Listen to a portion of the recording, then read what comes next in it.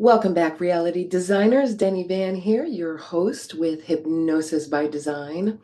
I want to get right into today's topic because we're going to be talking about the two manifestor types.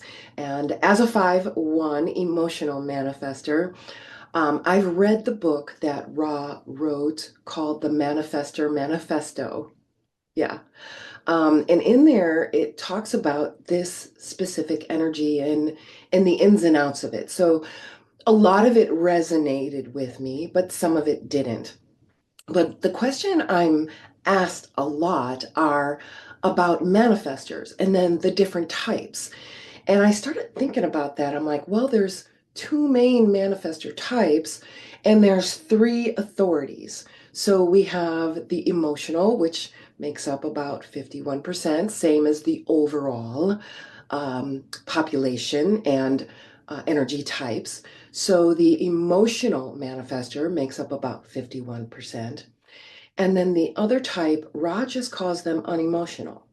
So we have the two types. We have emotional and unemotional. But we have three authority types. Two of them are unemotional. So we want to talk about these two and discuss these two manifestor types, emotional and unemotional. So while these two types share the core manifestor traits of initiation and impact, they do differ significantly in their internal experience and how they navigate decision making. So I am an emotional manifestor, 5-1, left angle cross of education. That might not mean anything to you, but that little sentence I just said could say a lot to somebody who's really went down the rabbit hole of human design. But if it doesn't mean anything to you, that's okay, because we're going to get into the details of that and what that means. So an unemotional manifestor, they are described as spontaneous beings whose authority operates in the now, in the present moment. They are the spleenic and egoic authority. And their approach to life is existential. And they don't require time to process emotions before taking action. Okay. However, emotional manifestors require quite significant time. Unemotional manifestors, again, they are spontaneous beings. They're in the now. And this is the only way for them to have authority is to be in the now. And it also means not being in the mind. So if you're in your mind, you're not in your authority. Get into the now. Now, emotional manifestors, on the other hand, constitute 51%, just like the overall population. We rely on our emotional wave as the authority. So you're riding the emotional wave. And for me, as an emotional manifester, I had to learn how to ride that wave because when the emotional wave came, it usually knocked me down. And I was fighting it, trying to stay on the surface and creating and wasting all of this energy, right? So now it's like, okay, there's an emotional wave coming.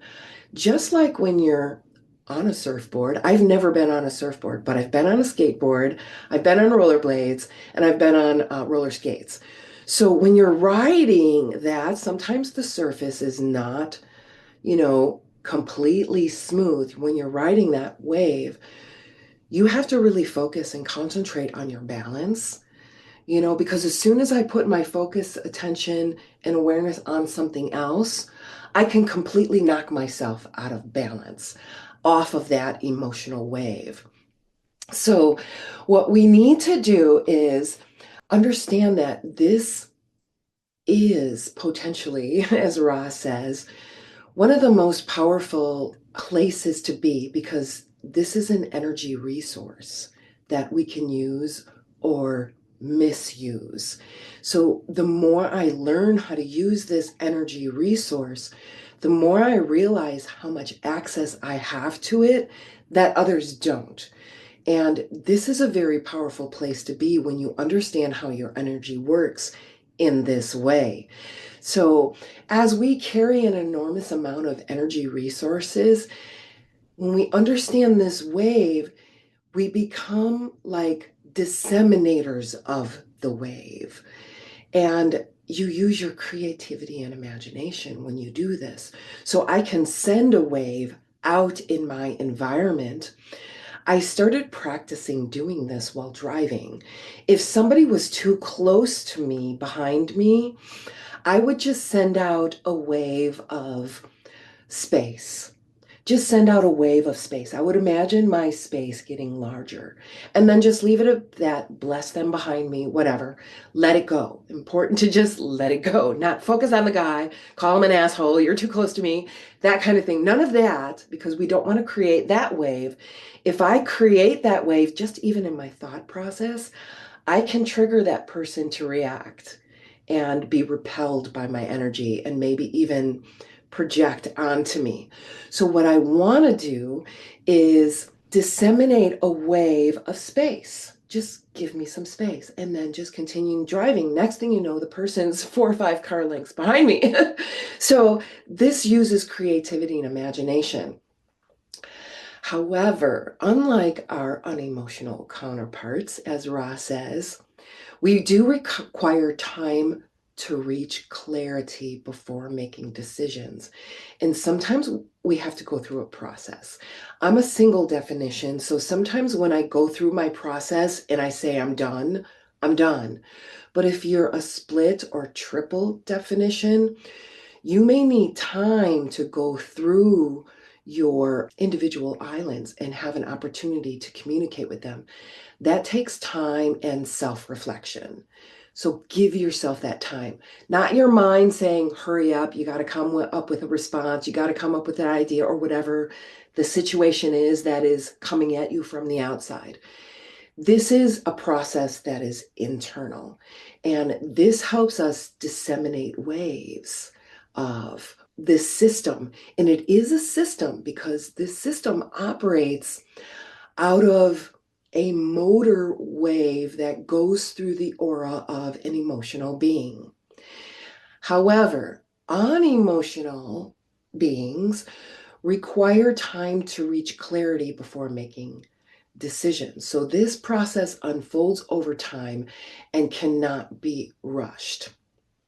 I'm going to say that again. Unlike unemotional beings, so unemotional beings are in the moment. And when they feel it, they know it, they're right here, right now. So, unlike those beings, our unemotional counterparts, we require time to reach clarity. And if you're working with a manifestor who's spleenic or egoic, and they come to that decision and they're clear, and you're just like, I don't know, I'm kind of hemming and hawing and weighing and trying to balance on the wave. Give yourself that time. Don't compare yourself to them thinking, I should come to a decision faster. That's in the mind. Get into your emotional body and feel that wave. Because again, unlike our unemotional counterparts, we require this additional time to reach that clarity, to make decisions. So be okay with that. If you just take one thing from today and you're an emotional being, especially an emotional manifestor, be okay with taking the time you need. All right, so this process over time unfolds and it cannot be rushed. It just can't be rushed. And when you rush it, you create problems. Trust me, I know. You just create problems. And now in hindsight, looking back, now that you know your energy type, looking back, you might realize, oh wow, my trying to be something I'm not really created some issues, didn't it? Now you have this clarity and ability to move forward. So again, Ra emphasized, he is the author of the book, The Manifestor Manifesto. He emphasized the importance of patience for emotional manifestors. Have patience with us, please. Just have patience. because our clarity doesn't manifest in words sometimes. Sometimes we have to go and dive deep, and we need space and solitude for this. So we might have to go deeper into a space to receive this inner knowing.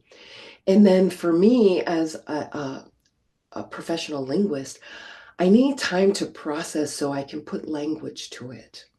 And once I'm able to put language to it, it's almost like creating a puzzle piece to bring thoughts and ideas together that create internal expansion and opening and understanding. So, emotional manifestors are not spontaneous beings. So, I want to share something that I learned. So, in the book, Manifestor, Ra emphasized the phrase, not now. I started using something similar in this realm when I came across emotions kind of overflowing. So, using the phrase, not now. And this, using this as a crucial aspect of being an emotional being, especially an emotional manifester with your process. So, what we're doing is we're starting the deconditioning experiment, right? So, you're experimenting with tools or processes or programming that you can incorporate into your nervous system. And it takes time, it takes practice. But once you practice it, it becomes unconscious. You just start doing it. So I began to realize that I was unconsciously doing the not now method that Ra talked about. And it highlights our needs to honor our emotional waves, fluctuations, and to only act when clarity has emerged. So if I'm in a space where everything's muddied, I don't know what to do, I feel out of balance, it doesn't feel clear to me, my response is not now, or many times, not yet. Not yet also works for me because my body needs more time to process whatever it is that it is processing. So, not now or not yet helps me stay out of my mind, right? Because our mind wants to fix it, wants to figure it out, it wants to do something. Because remember, manifestors are not the doers. So it's not the doing we need, it's the processing. So not now. And then you'll come to a space of clarity, and the next step will become very clear. It'll be obvious, I have to do this next. It'll be without any effort at all. It will be effortless for sure. So, besides the emotional authority, there are other authority types for manifestors. And we touched on this a little bit. There are three authority types. There's the emotional, we talked about that one, and then the splenic and egoic. And then there's also the sacral authority type. Generators tend to be all sacral authority types, and they have so much energy that they are the doers. They are amazing doers, but they also need clarity as well.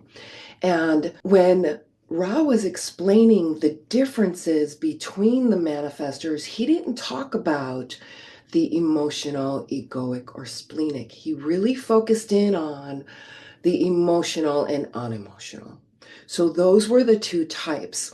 And Ra emphasized that manifestors possess an inner authority that serves as their guide and should be followed for correct action and manifestation. All energy types are able to manifest. Manifestors are manifestors because they're the initiator and their energy is big.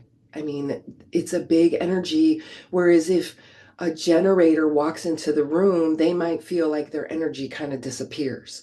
So it could feel repelling to them. Or for some energy types, it's very magnetizing. So it's either repelling or magnetizing. So I'm learning those energy types that are repelled by my energy. So what I do is communicate, say, hey, how's it going? Come on over. Let's talk about this. If I'm at a place where we're all talking about the same topic. So I send out an invitation for them to come into my energy. If I don't do that, it's like they literally stay on the boundaries way over there of my energy. So here I want to talk about some points about manifestor communication. And there are 5 points, and these communication points can be used in all energy types, but very specifically for manifestors. So if you are a manifestor or have a manifestor in your life, listen up, because informing is a two-way street. Communication is two ways. So if you're not seeing this, you can look up American Sign Language, the sign for communication. But if you're watching the video, this is the sign for communication. So I'm moving my hands back and forth alternatively at like a two-way street. So informing is a two-way street. So when others inform a manifestor, they change their relationship with the manifestor by showing respect and acknowledging our unique aura. See, I didn't know about this, but I always respected somebody who informed me rather than told me what to do. Like the exercise instructor in the 90s. Okay, now I want you to do this. Heck no, I ain't doing this because you want me to and told me to. That's just a manifestor. So you want to invite them to do these things and respect and acknowledge their unique nature. And the manifestor is more likely to act on information received this way rather than a wall go up. And what happens, I really started to pay attention to this, like, why does this anger come up? And I touched on this a little bit before, but when somebody tells me what to do, it feels like I have to make my energy very small and constricted. And when I have to do that, whether consciously or unconsciously, it literally hurts my body and it creates tension that needs to be released. So if I'm holding on that tension all day long and making my energy small to be programmed by other manifestors to look and act like them and make my energy small, whether consciously or unconsciously, we're doing this. It hurts. And it creates this need to just punch out of it. And I realized, oh my gosh, that's where the anger is. And Ra talked about this being a chemical reaction in the body. It's almost like we have no control over it. And when I started learning about my human design in 2016, and I realized I needed to redirect this because when I go into environments, they're going to condition me unconsciously. They're going to condition me. And it makes my energy feel small. I have to make my energy small. And so what I did was I found a way to release that. So I learned Taekwondo, black belt, doing some kicks and punches. But this was a way to release that chemical reaction. And you can do this any way to release that extra built up energy. It's a phenomenal way. It's scientifically backed way to release this excess potential that can actually kick us in the ass later on if we don't do something about it. We get the consequences of it, and sometimes they're negative consequences. All right, so we already talked about this next point, that manifestors have a powerful impact on others, consciously or unconsciously. So I'm a 5-1. So you'll see in human design a number/number. So I'm a 5/1. The first number we tend to be consciously aware of. That's the heretic. I'm very aware of the heretic. And then the 1 is the researcher. I love researching and I'm very unconscious of it. Next thing you know, I'm diving down a rabbit hole. And so I've done a significant amount of research over the last 20 years on neuroscience and language and linguistics. So this helps to have a powerful impact on others, just having this knowledge and this space, because this impact stems from this closed and repelling nature of our aura. And this could make others feel uneasy unconsciously. So again, I've had people tell me out of the blue, I don't even know their name, I just met them, and they're like, "You're intimidating." And I'm like, what did I just do to make them intimidated? And I realized it's not me at all. It's my energy in how they're responding to it. And it's completely unconscious. But now that I'm consciously aware of, I have tools to get them uh, into their comfort zone again. So, number 3, informing is a way for manifestors to mitigate the negative effects of their aura. So, if you're a manifestor, or you might know a manifestor, sometimes if you know a manifestor, you can feel them walk into the room before you even see, hear, or know they're in the room, right? You can feel them, you feel their energy. And so by informing others of our intentions, for example, if I just get up and walk out of the room, others in the room might feel uncomfortable, like they did something, like I was mad. And this has happened, and I had no idea this was happening, right? Completely unaware. I just went up to get to go to the bathroom. So I went up to go to the bathroom and then came back, and everybody was like, "Are you okay? Are you mad or something?" I'm like, "No, I just went to the bathroom." And they're like, "Oh." So now if I'm in a meeting or what have you, and I get up, I'm like, "I'll be right back. I'm going to the bathroom." And ease just automatically goes into the room. So just informing releases any kind of uncomfortableness or uncertainty or intentions. Just in telling our intentions, "Hey, I'm going to go do this. I'll be right back." "Oh, okay." Or just a moment. I'm going to write down a couple things, and then you'll have my undivided attention. Instead of just writing something down or doing something else. So informing is key. And, informing is huge in marketing and sales. So practice informing. Practice with your manifestor friend, informing. And manifestors practice with others, especially if you're in business, you're an entrepreneur, and you're into sales. Inform people. "Hey, by the way, I have this thing going on. You want more information about it?" "Well, heck yes, I do." So informing is marketing and sales. It helps manifestors to gain allies and support from their actions. "Hey, just to let you know, I got this group going on. Do you want more information about it? You can easily sign up here after you learn more about it. Here's the link." Inform. Now, manifestors do have some rules in their relationships. They need to let others know that being asked or told what to do is not acceptable. You want to discuss what needs to be done and what I would be willing to do and what you're willing to do.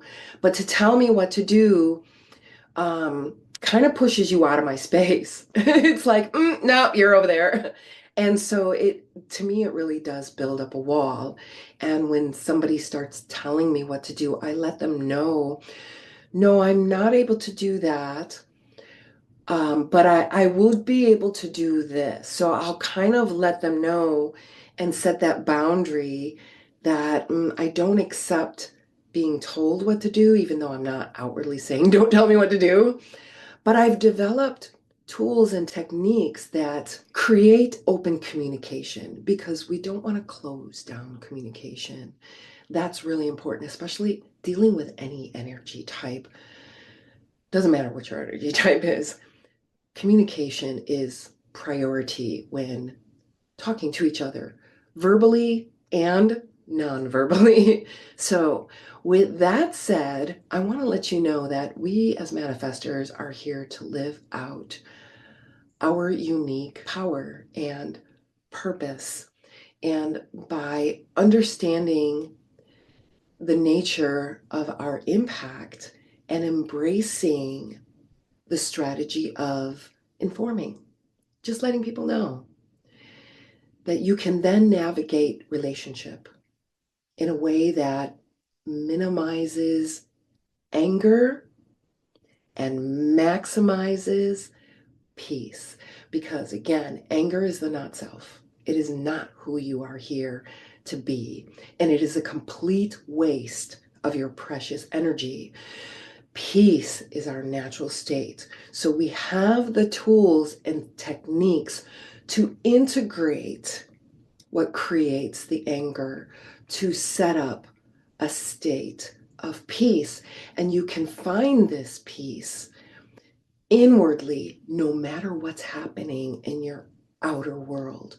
So it can be complete chaos in your outer world, and you can be at complete peace and knowing inside. And I've had people tell me in emergency situations, I can't believe how calm you were during that.